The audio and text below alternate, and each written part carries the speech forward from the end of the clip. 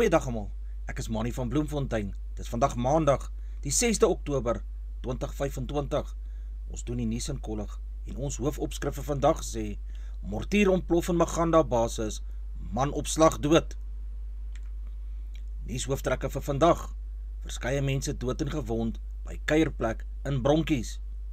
Mortier ontplof in Maganda basis, man sterf dadelik. ANC het 'n plan met SA ekonomie. Huguenot tunnel nog gesluit na busbrand binnepad. George Russell wen Singapore se F1 Grand Prix. Aussies wen Protea dames in netbal toets. 'n Man is dood by die SAU militêre basis Maganda in die Oos-Kaap nadat 'n mortier vermoedelik in sy hand ontplof het. Die polisie is donderdag aand omstreeks 19:20 na die militêre basis ontbied. Die man se oorskot is die volgende dag, Vrydag, gevind. Volgens die polisie is die plek opgeruim deur die plofstofeenheid nadat die man se oorskot gevind is met dele van die mortier in sy hand.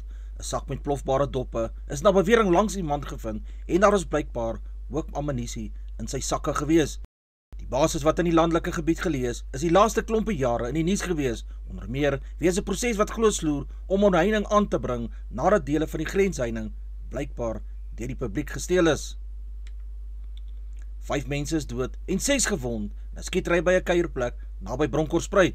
'n Polisiewoordvoerder sê die voorval het Sondag omstreeks 01:30 by 'n taverne in Zito Bay in die noordoos van Pretoria plaasgevind. Volgens getuienis het 2 mans wat bekend is in die gemeenskap ingekom en op een van die mense in die taverne afgestap. Hulle het geëis dat die persoon sy gelisensieerde vuurwapen aan hulle oorhandig.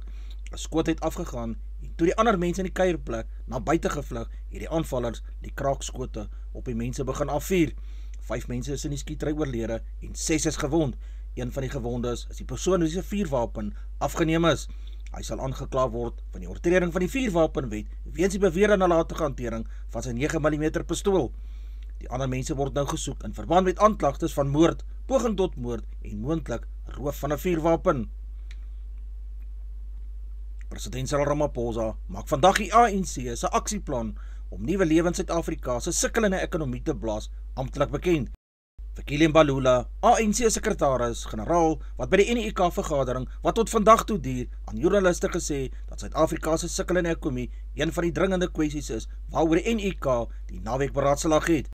Werkloosheid is die grootste enkele bedreiging vir ons demokrasie, het Mbalula gesê. Volgens Mbalula sal die NEK die ANC se ekonomiese aksieplan vir die land by sy vergadering moet opskerp. Ramaphosa sal vandag die aksieplan met alle Suid-Afrikaners deel. Dis nie die eerste keer dat ons so 'n oefening aanpak, het hy gesê. Ek dink dat sommige mense het vergeet wat ons nou so 'n positiewe storie van Eskom sien, eintlik gevolg het na die aanvaarding van die energie-aksieplan deur die NEK. Ons wil in wese by Transnet, Prasa en ander strategiese sektore herhaal wat ons gedoen het om Eskom se doeltreffendheid om prestasie te verbeter. Leierskap in die presiese uitvoering van die land se energie-aksieplan is waarom Eskom tans wins van miljarde rande maak aan beurtkrag, basies iets van die verlede is, meen Dr. Gotsiyenso Ramokgopa, minister van elektrisiteit en energie. Suid-Afrika gaan volgens hom egter die oortollige elektrisiteitskapasiteit gebruik om sy nasionale belang en ekonomiese groei te bevorder. Ramokgopa sê, en hy is vol vertroue dat Eskom sy huidige traject sal kan volhou. Hy sê die oortollige opwekking plaas Eskom ook in die posisie om weer krag na buurlande uit te voer, wat verdere kanale oopmaak om inkomste vir Eskom te kan genereer. Die munisipaliteite skuld vir Eskom gesamentlik meer as 100 miljard rand. Die Huguenot tunnel sal vir minstens nog 'n week gesluit bly, terwyl die Suid-Afrikaanse Nasionale Agentskap SANRAL erge strukturele skade herstel. Die skade is as gevolg van 'n voorval waarin 'n bus uit Mthatha Vrydag onderweg na Kaapstad in die tunnel aan die brand geslaan het. Alle passasiers kon die bus betyds verlaat het en slegs 1 persoon het geringe beserings opgedoen. Die tunnel se beheervoertuie en brandweer het die brand geblus, maar die bus is 'n algehele wrak. Die tunnel is vir alle verkeer gesluit, sodat 'n strukturele ingenieur die skade kan bepaal. 'n Woordvoerder van SANRAL in hierdie provinsie het gesê die buswrak is Saterdag verwyder. SANRAL se projekbestuurder het Saterdag in 'n verklaring gesê die persoon wat hospitaal toegeneem is 'n beampte wat vir rook inaseming behandel is. President Cyril Ramaphosa en die res van die ANC se nasionale uitvoerende komitee verwelkom die ervare plaaslike polisiespan wat in Frankryk met die ondersoek na die dood van wyle ambassadeur Nathi Mthethwa gaan help. Professor Fairo Chakalita, waarnemende minister van polisie, het Vrydag aangekondig dat generaal Fanny Masemola, nasionale polisiekommissaris, hom ingelig het dat daar besluit is om 'n span van 5 ondersoekers na Frankryk te ontplooi wat nou met Franse wetstoepassingsowerhede sal saamwerk om te verseker dat die omstandighede rakende Mthethwa, wat 58 jaar oud was, se dood deeglik en deursigtig ondersoek moet word. Mbalula sê om ambassadeur in enige land te verloor in hierdie omstandighede wanneer Mthethwa gesterf het, behoort iets te wees wat ons as 'n land nie ligtelik moet opneem, het hy gesê. Mbalula sê die ANC respekteer Frankryk en die land se vermoëns. Ons is dankbaar dat volgens verslag van die familie aan ons, die polisie in Frankryk baie betrokke is in die hantering van hierdie saak en gereeld aan hulle verslag gee oor die kwessie. Leidens die WNR se jongste verslag oor Suid-Afrika se kragopwekkingsvermoë voldoen private sonkragstelsels nou aan bykant 5% van kragverbruikers se vraag na elektrisiteit.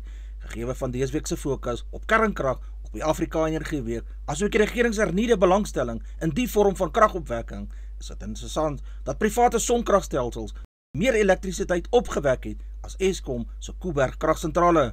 Die WNR se data toon die oorhoofse opwekkingsvermoë van hierdie stelsels het sedert 2021 met allemintige 403% gestyg. 'n Vergelyking van die inkomste van dieselfde eenmansake of mense wie onder hulle eie naam bedrywig is teenoor 'n jaar gelede toon inkomste groei van 15%. Kliënte gebruik Capitec as hulle oorhoofse bank en betaal dus hulle inkomste daarin. Capitec se hoofbankkliënte het tot 9,4 miljoen mense toegeneem. Van hulle is 5,4 miljoen salaristrekkers en 4 miljoen het 'n ander inkomste. Die kernbankkliënte wat klein ondernemings of eenmansake is, het met 57% tot 182.000 mense toegeneem. Baie van die kliënte begin as handelaars wat Capitec se kaartmasjien gebruik en dan van die inkomste in 'n sakebankrekening gaan deponeer. Die sterk groei spruit uit die eenvoudiger en laer bankkoste van die Capitec bankgroep. Die handelaars wat sy kaartmasjiene gebruik, het met 165% tot 85.000 mense toegeneem, vergeleke met 32.000 'n jaar van tevore. 'n Gemiddelde daaglikse verkope vir Augustus was 63% meer as 'n jaar tevore op 260 miljoen rand per dag. Capitec het vroeër vanjaar sy bankkostes verlaag en die 95 miljoen rand wat kliënte minder betaal het, is vanweë laer kommissie en laer pryse vir die gebruik van hierdie kaartmasjiene van Capitec. George Russell het gister 'n foutlose vertoning in sy Mercedes-Benz gelewer toe die Singapore Formule 1 Grand Prix van begin tot einde gelei het vir 'n gemaklike sege onder spruitligte op hierdie straatrenbaan. Max Verstappen van Red Bull was 5 sekondes na hom oor die wenstreep in die tweede plek gevolg deur die twee McLarens van Lando Norris derde en Oscar Piastri in die vierde plek.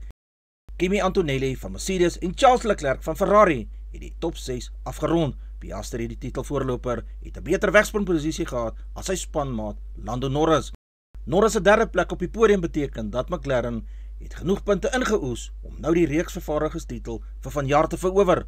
Norris wat tweede is met 314 punte, het ook die gaping tussen hom en Piastri wat eerste is met 336 punte. Om die titelstryd effens verklein met nog 6 rondes oor. In hierdie seisoen kan die Brit die titel vir sy Australiese spanmaat wegrap. Selfs Max Verstappen, wat derde is met 273, het na die naweek die tweede plek steeds 'n billike kans om eerste te kom. Die volgende ren is die Amerikaanse Grand Prix op 19 Oktober. Maxime Chamaton het geskiedenis gemaak toe hy Suid-Afrikaanse 10 km rekord in die Tir-Transylvania internasionale 10 km wedloop in Brasov, Roemenië verpletter het. Hy het met 'n blitsige 26 minute 55 sekondes vorendag gekom en my eerste Suid-Afrikaner in die geskiedenis te word wat 'n tyd vinniger as 27 minute oor hierdie afstand aangeteken het. Chamaton se pypvertoning het nie net die grense van Suid-Afrikaanse padwedlope herdefinieer nie, maar ook sy aankoms onder die wêreld se elite aangekondig. Wildskut, wat die afgelope seisoene 'n baanbreker vir Suid-Afrikaanse lang asems oor 10 km was vol lof vir Chamaton se besondere prestasie wat bereik is.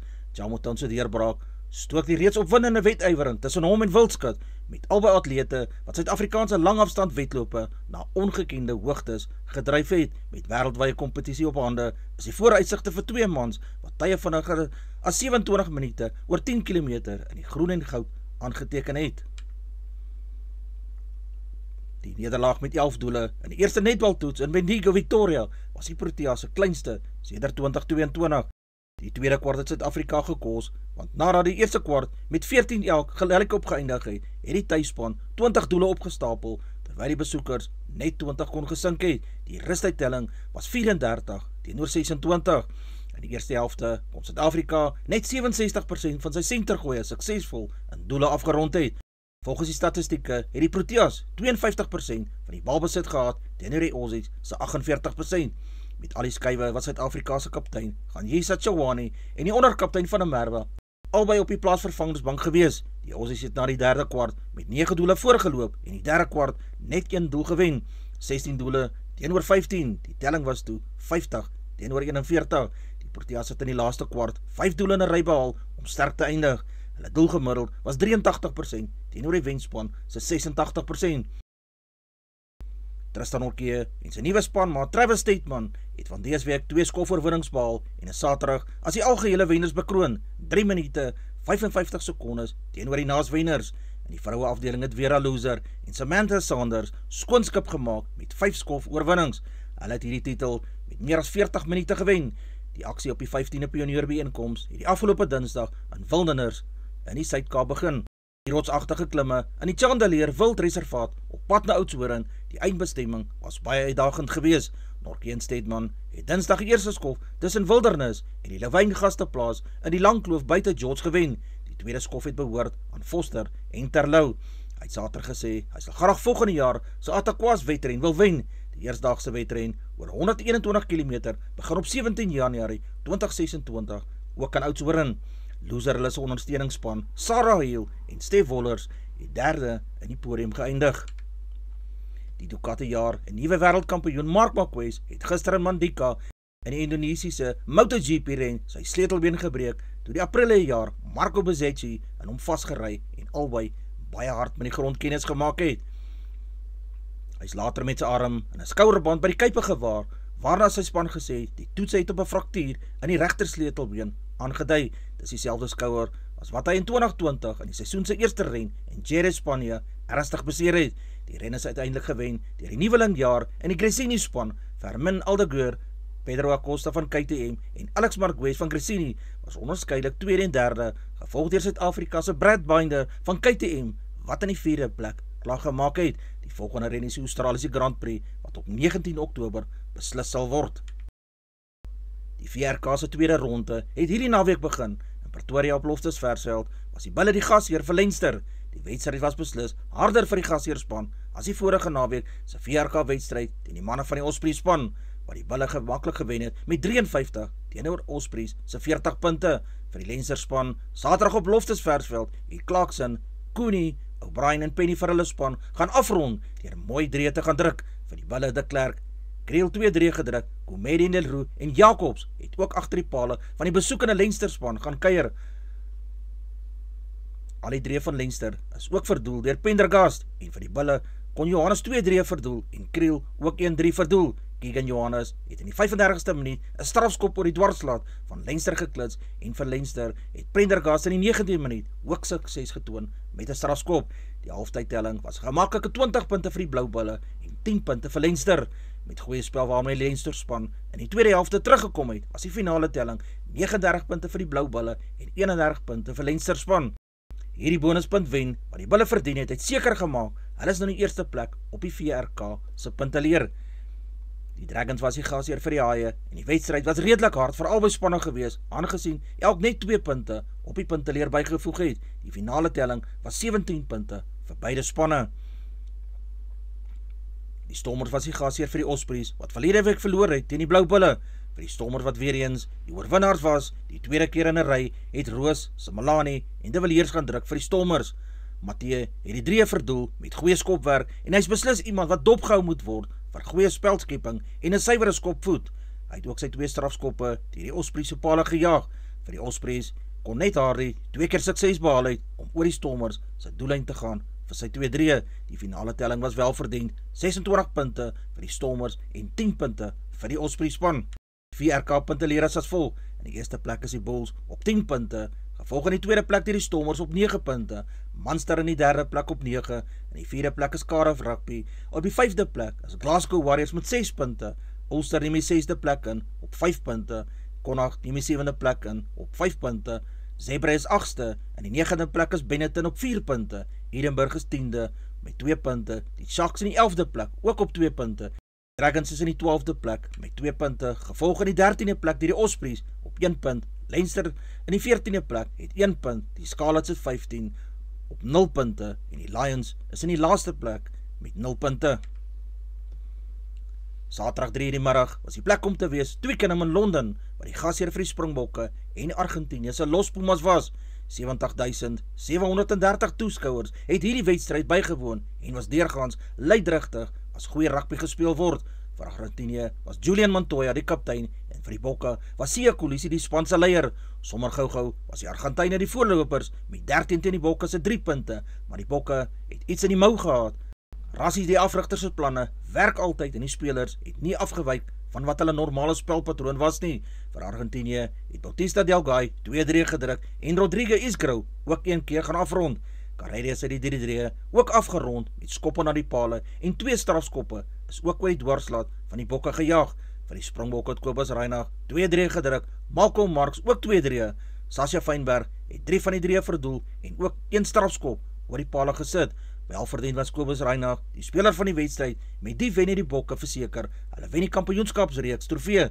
Die finale telling was in die guns van die Springbokke, naamlik 29 punte en 27 punte vir die Los Pumas van Argentinië.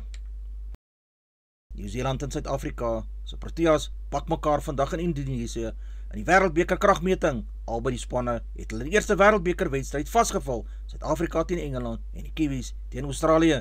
Benewens Kerr, tel Sophie Devine die kaptein en Susie Bates ook onder die Kiwi Kolwers wat Suid-Afrika kopserings sal besorg. Devine het 112 lopies teen die Aussies aangeteken. Sinalo Jafta, die Proteas se pakiewagter, het gister op 'n media-konferensie gesê dat die vernederende nederlaag met 10 pakies teen Engeland is in die verlede. Sy was die enigste Protea wat teen die Engelse dubbelsyfers met die kolf kon aangeteken het. Sedert Suid-Afrika en Nieu-Seeland in 1999 die eerste keer in eendag cricket kragtig gemeet het, was die twee spanne nog net 20 wedstryde slags.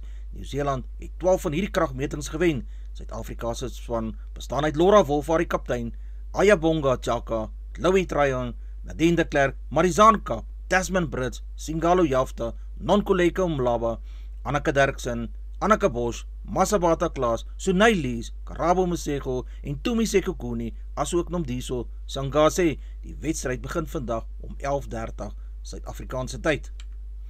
Advertensie van Netwerk 24, teken in en kry verskeie tydskrifte en koerante. Advertensie van Bloemkee for you. Jy kan vir Diana of Susan by 082-390-3339 kontak. Hulle sê jy voertuig se registrasie namens jou behartig.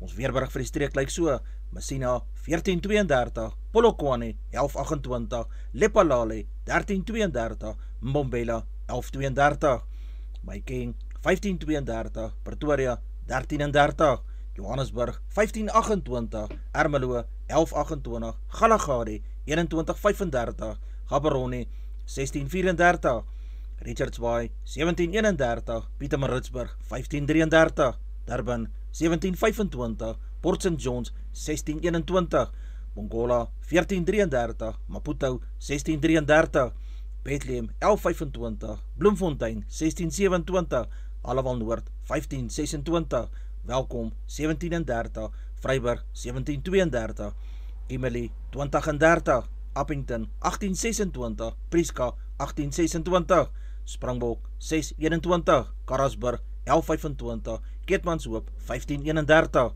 Mariental 2235, Alexander Bay 1318, Brandvlei 722, Lourdes Bay 1322, Vredendal 1021, Kaapstad 1318, Sutherland 115, George 1117, Jeffreys Bay 1220, Geberra 1122, Graafrenet 1127, Kaapogillis 12 in die oggend, 18 in die middag, De Aar 1624, Molteno 1221, Beaufort Wes 922 en laastens Oos-London 14 en 24 grade Celsius in die middag. Die markte vir die dag: Die rand verhandel teen R17.22 teenoor die Amerikaanse dollar. Die Australiese dollar kos R11.37. Die euro verhandel teen R20.23. 'n pond kos R23.22. Die prys van 'n yen is 12 sent. Silwer se prys is $47.49 Amerikaanse sent. Platinum se prys is $1,620. Palladium kos $1,259. Die prys van goud per fyn ons is $3,886. Die prys van Brent olie per vat is $64.53 Amerikaanse sent. Gedagte vir die dag: jy kan die meeste van jou oppositie klop. Dis maklik, moet net nooit handdoek ingooi nie. Dis al vir vandag. Onthou om te like, deel met jou vriende en jou vriendinne en onthou om te subscribe op my kanaal. 'n aangename dag en week word vir almal toegewens.